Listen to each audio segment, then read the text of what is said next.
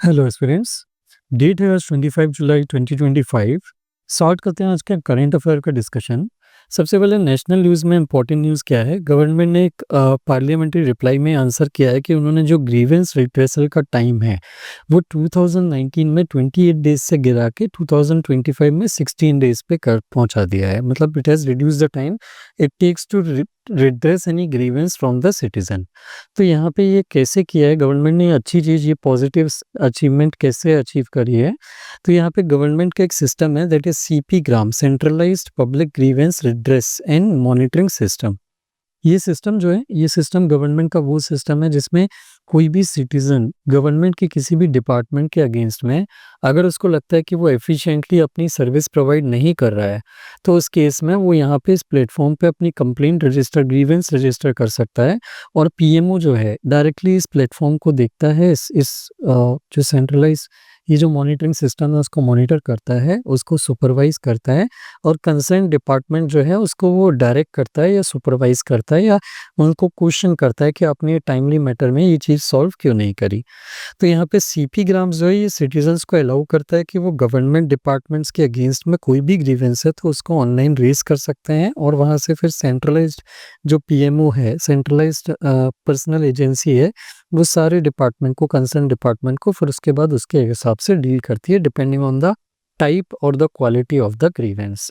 ये प्लेटफॉर्म बहुत इंपॉर्टेंट है, specially from the point of view of governance. आपका जीएस2 का जो सब्जेक्ट है गवर्नेंस, उसमें ये वाला प्लेटफॉर्म की बहुत इंपॉर्टेंस होती है। एक अच्छी गवर्नेंस वही होती है जिसमें गवर्नमेंट सिटीजन्स के as close as possible present होती है उनकी बातें सुनने के लिए। और ये जो सीपी ग्राम्स का प्लेटफॉर्म है ये गवर्नमेंट को लोगों तक क्लोज पहुंचाने में हेल्प करता है। तो यहाँ पे ऐसा क्या किया है सेंट्रल गवर्नमेंट ने जिससे ये जो इम्प्रूवमेंट है, जिससे जो ग्रीवेंस रिड्रेसल है इसका पीरियड रिड्यूस हुआ है। तो यहाँ पे गवर्नमेंट ने 10 रिफॉर्म्स इंट्रोड्यूस करे हैं, जिनमें से कुछ मेजर इंपॉर्टेंट रिफॉर्म्स क्या हैं। जैसे पब्लिक ग्रीवेंस प्लेटफॉर्म्स को मिनिस्ट्री लेवल पे जो मिनिस्ट्री का पोर्टल है उसके साथ इंटीग्रेट कर दिया है, ताकि मिनिस्ट्री को टाइम टाइम पे सिटीजन्स के साइड से जो भी ग्रीवेंस आ रहे हैं वो डायरेक्टली उनको उनकी मिनिस्ट्री की वेबसाइट पे ही अपडेट हो जाए। दूसरा, मिनिस्ट्रीज और डिपार्टमेंट के अंदर में डेडिकेटेड ग्रीवेंस सेल एड्रेस करें हैं, एस्टेब्लिश करें हैं, जहाँ पे एक डेडिकेटेड ऑफिसर होता है जो सिर्फ ग्रीवेंस सुनने का ही काम करता है, तो वो क्विकली उनको डिस्पोज ऑफ करने की कोशिश करता है। तीसरा, एक्सपीरियंस्ड और कम्पिटेंट नोडल और एपेलेट ऑफिसर्स जो हैं ये अपॉइंट करें हैं, ताकि कंप्लेंट बहुत जल्दी टाइमली मैनर में इफेक्टिवली एड्रेस हो पाएँ। चौथा, किसी भी डिपार्टमेंट में रिपीटेडली अगर कोई जेन्युइनली ग्रीवेंस आ रहा है बार-बार, तो उसका रूट कॉज़ क्या है, कि उस रूट कॉज़ का एनालिसिस करते हैं और सिटीज़न के फीडबैक के बेसिस पे ही ज़्यादा अच्छे से अच्छा एक्शन लेने की कोशिश की जाती है। और एक प्रॉपर ग्रीवेंस एस्केलेशन मैकेनिज्म बनाया है यहाँ पे, कि अगर ग्रीवेंस टाइमली मैनर में एड्रेस नहीं होता तो उसको ऊपर के लेवल तक एस्केलेट कर दिया जाए, ताकि वो और जल्दी फास्ट उसको रिड्रेस करने में हेल्प करें। So this is how they have reduced the time period of redressal of grievance of citizens। तो ये न्यूज़ आपको याद रखना है, this is very very important for mains. इसके बाद आती है सेकंड न्यूज़ रिलेटेड टू जल जीवन मिशन। तो गवर्नमेंट ने पार्लियामेंट में एक रिप्लाई में, क्वेश्चन के रिप्लाई में ये बताया है कि जल जीवन मिशन में डिले क्यों आ रहे हैं, क्या रीजंस हैं जिसके कारण जल जीवन मिशन में डिले आ रहे हैं। जल जीवन मिशन का मेन एम क्या है, ये हर मतलब एकदम लास्ट माइल कनेक्टिविटी तक जो हाउस होल्ड है, रूरल एरियाज तक में जो each and every house hold है उनको टैप वाटर कनेक्शन या किसी न किसी फॉर्म में वाटर की रेगुलर डेली बेसिस पे जो वाटर की नीड होती है उसकी सप्लाई जो है एस्टेब्लिश करना, ताकि एक पर्सन को बहुत ज़्यादा पानी के लिए परेशान ना होना पड़े। हमारे इंडिया में 75 ईयर्स इंडिपेंडेंस के बाद भी आज भी ऐसे कुछ गांव हैं जहाँ पे पानी की अवेलेबिलिटी नहीं है। लोगों को 5-5, 10-10 किलोमीटर जो है, पर्टिकुलरली वुमेन को 5 से 10 किलोमीटर ट्रैवल करना पड़ता है वाटर कलेक्ट करने के लिए, वाटर लाने के लिए। तो उस केस में जल जीवन मिशन का ही ये एम है कि वो लास्ट माइल कनेक्टिविटी वाटर के कनेक्शन की या सप्लाई की लोगों तक पहुंचा सके। ओरिजिनल टारगेट ये था कि जल जीवन मिशन का टारगेट मतलब सारे घरों को, सारे हाउस होल्ड्स को टैप वाटर कनेक्शन या ड्रिंकिंग वाटर की सप्लाई बाय 2024 तक इस्टेब्लिश करनी थी। लेकिन लास्ट ईयर बजट में ये जो डेडलाइन थी वो 2024 से बढ़ा के 2028 कर दी गई। इसका रीज़न क्या है, तो यहाँ पे मिनिस्टर ऑफ स्टेट फॉर जल शक्ति जो ये जो मिनिस्ट्री है, मिनिस्ट्री ऑफ जल शक्ति, उनके जो मिनिस्टर ऑफ स्टेट है वी सोमन्ना, इन्होंने इसके मल्टीपल रीज़न बताए हैं। ये रीज़न्स बहुत ध्यान से सुनिएगा, मेंस की आंसर राइटिंग में ये काम आते हैं। स्पेशली अगर जल जीवन मिशन से रिलेटेड कभी कोई क्वेश्चन आता है मेंस में, तो ये सारे पॉइंट्स आपको वहाँ पे चैलेंजेस में लिखने पड़ेंगे। तो वहाँ पे सबसे पहला रीज़न क्या है, एक तो ड्रॉट प्रोन एरिया या जो डेज़र्ट रीजन है, वहाँ पे कोई डिपेंडेबल वाटर सोर्स नहीं है, जिससे कंटिन्यूअसली साल भर वाटर की सप्लाई लोगों तक पहुँचाई जा सके। दूसरा, ग्राउंड वाटर कई रीजन में बहुत ज़्यादा कंटेमिनेट हो रहा है, पॉल्यूशन, ये इंडस्ट्रियलाइजेशन, अर्बनाइजेशन, इन सब के कारण ग्राउंड वाटर की क्वालिटी डिग्रेड हो रही है। तीसरा, कई जगह पे रूरल हैबिटेशंस बहुत स्कैटर्ड हैं, मतलब एक ही विलेज है लेकिन एक घर यहाँ पे, एक घर यहाँ पे, एक घर यहाँ पे, तो it becomes very hard to set up infrastructure, क्योंकि कॉस्ट बहुत ज़्यादा हो जाती है as compare to the utility outcome we want to achieve. चौथा, स्टैट्यूटरी क्लियरेंस मिलने में, जैसे लैंड एक्विजिशन करना है इंफ्रास्ट्रक्चर डालने के लिए, तो स्टैट्यूटरी क्लियरेंस मिलने में बहुत डिले कई जगह हो रहे हैं। इसके साथ-साथ टाइम के साथ जैसे-जैसे प्रोजेक्ट डिले होता है तो कंस्ट्रक्शन की कॉस्ट भी बढ़ती जाती है, क्योंकि प्रोडक्ट्स इन्फ्लेशन के साथ उनकी प्राइस बढ़ती जाती है। जो इंफ्रास्ट्रक्चर में पाइपलाइन्स वगैरह, टैप वगैरह, नल वगैरह यूज़ होने हैं, उनकी कंस्ट्रक्शन कॉस्ट बढ़ती जाती है। देन लोकल लेवल पे टेक्निकल कैपेसिटी लिमिटेड है, adequate number of technicians qualitative available नहीं है लोकल लेवल पे कि वो उनको जाके वहाँ पे वो प्रोजेक्ट को इम्प्लीमेंट करने में टाइमली मैनर में हेल्प कर पाएँ। तो इससे जो स्पीड ऑफ इम्प्लीमेंटेशन है वो कम हो रही है। गवर्नेंस के साइड से कुछ स्टेट्स, जैसे जल जीवन मिशन जो है ये सेंट्रली स्पॉन्सर्ड स्कीम है, मतलब सेंटर और स्टेट को दोनों को मिल के इसकी कॉस्टिंग शेयर करना है। तो कुछ स्टेट्स जो हैं वो टाइम पे अपने फंड्स जो हैं जल जीवन मिशन के वो रिलीज़ नहीं कर रहे, जिससे वहाँ पे प्रोजेक्ट्स जो हैं इम्प्लीमेंट नहीं हो पा रहे। तो अब यहाँ पे सेंट्रल गवर्नमेंट ने क्या स्टेप लिया है इसको करेक्ट करने के लिए, तो सेंट्रल गवर्नमेंट कई स्टेप ले रही है। जैसे 2 मेन स्टेप जो अभी तक लिए गए हैं वो ये है कि लोकल वर्कर्स को ट्रेन किया जा रहा है स्किल्स में, और स्टेट और डिस्ट्रिक्ट लेवल पे प्रोग्राम मैनेजमेंट यूनिट्स डाली जा रही हैं, ताकि वो ग्राउंड लेवल पे जाके प्रोजेक्ट को टाइम फास्ट ट्रैक मैनर में इम्प्लीमेंट करने में हेल्प करे। So this was the second important news here related to Jal Jeevan Mission. Then we come to world affairs and security. यहाँ पे पहली न्यूज़ है साउथ ईस्ट एशिया से related. यहाँ पे थाईलैंड और कंबोडिया के बीच में कुछ एक long standing land border dispute को लेके एक कन्फ्लिक्ट स्टार्ट हो गई है। दोनों कंट्रीज़ ने एक दूसरे के ऊपर जो एयर अटैक या मिसाइल अटैक करने की कोशिश करी, जिससे बॉम्ब अटैक करने की कोशिश करी, जिससे वहाँ पे 11 लोगों की अभी तक डेथ हो गई है। ये पहला डिस्प्यूट नहीं है इस साल का, दोनों कंट्रीज़ के बीच में मई मंथ में भी एक कन्फ्रंट्रेशन या कन्फ्लिक्ट हुई थी, जिसमें कंबोडियन सोल्जर की शॉट लगने से डेथ हो गई थी। और ये डिस्प्यूट वैसे तो नया नहीं है, पुराना है, लेकिन अभी तक उस पे ये दोनों इतने एग्रेसिव नहीं थे जितने एग्रेसिव अब हो गए हैं।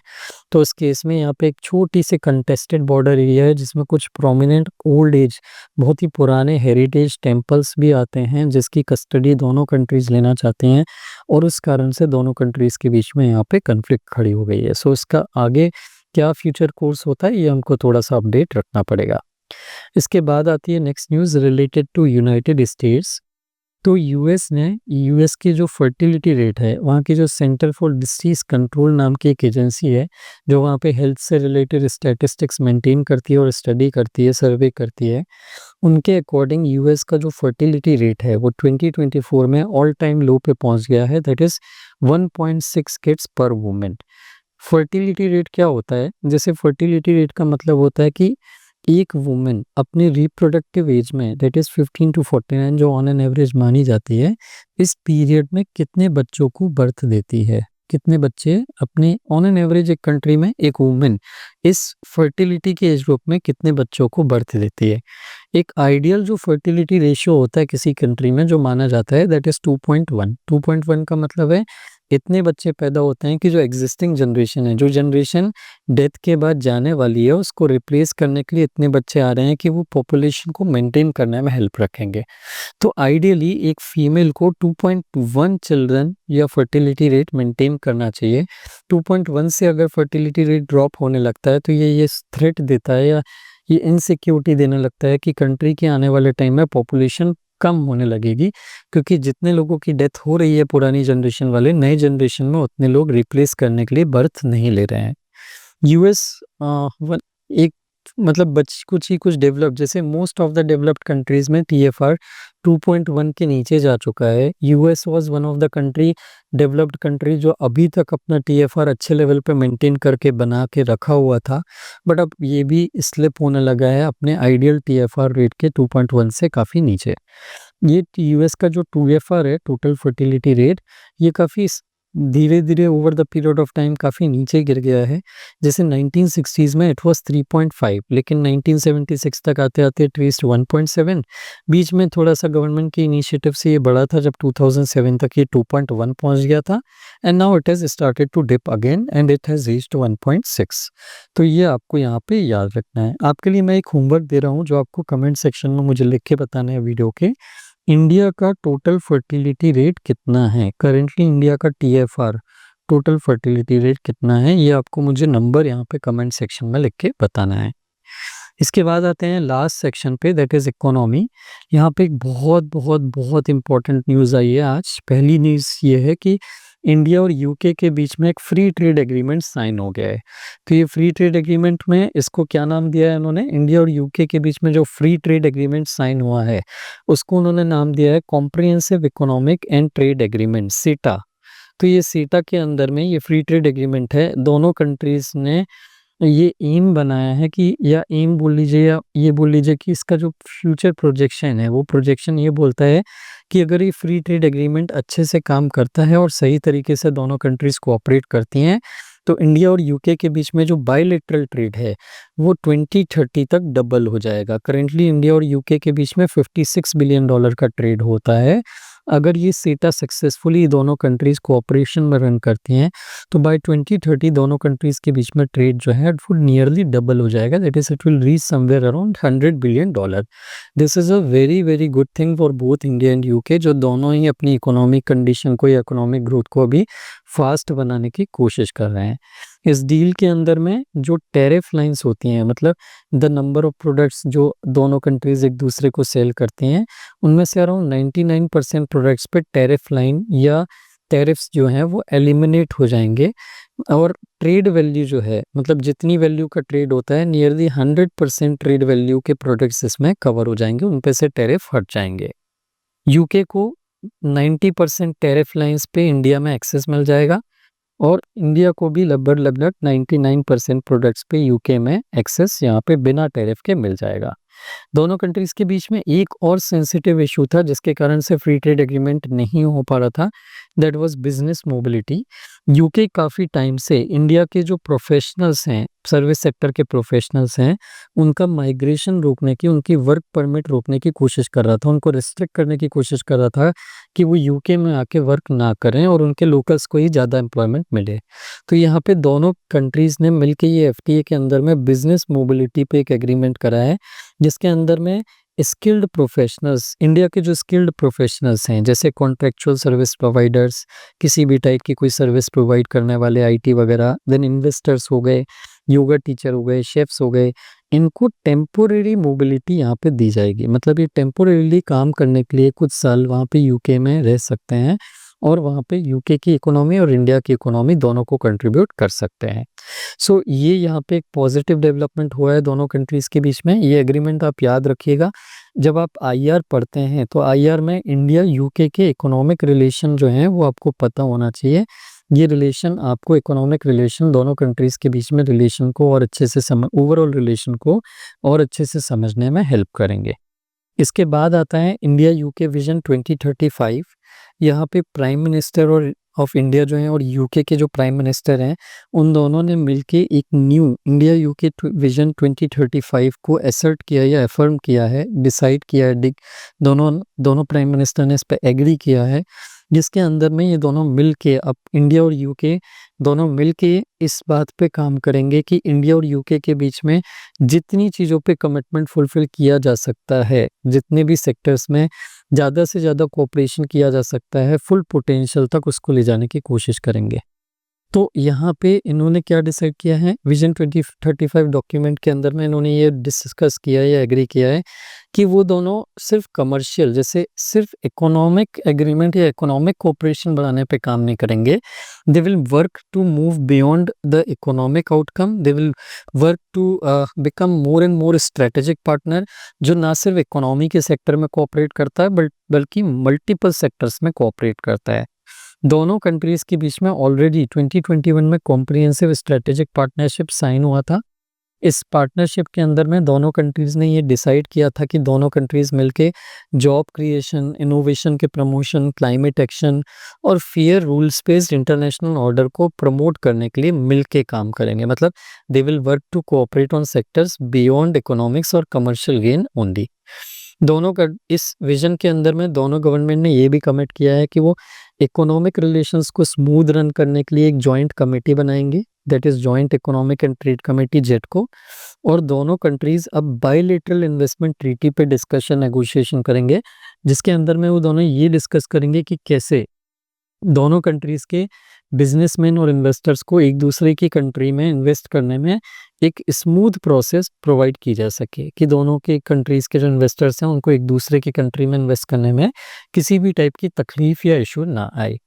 इसके अलावा ये जो डॉक्यूमेंट है, इस डॉक्यूमेंट में एक जॉइंट फ्रेमवर्क भी आउटलाइन किया गया है कि दोनों कंट्रीज प्रायोरिटी सेक्टर्स जैसे कि clean energy, semiconductor, green finance, biotech, defence technology, life science, इन सब पे अपने कोऑपरेशन को और ज़्यादा बढ़ाने पे काम करेगी। ये जो vision document India UK vision 2035 है, इसका सबसे इम्पोर्टेंट फीचर है दोनों कंट्री मिलके एक इनिशिएटिव लॉन्च करेगी जिसका नाम है टेक्नोलॉजी सिक्योरिटी इनिशिएटिव।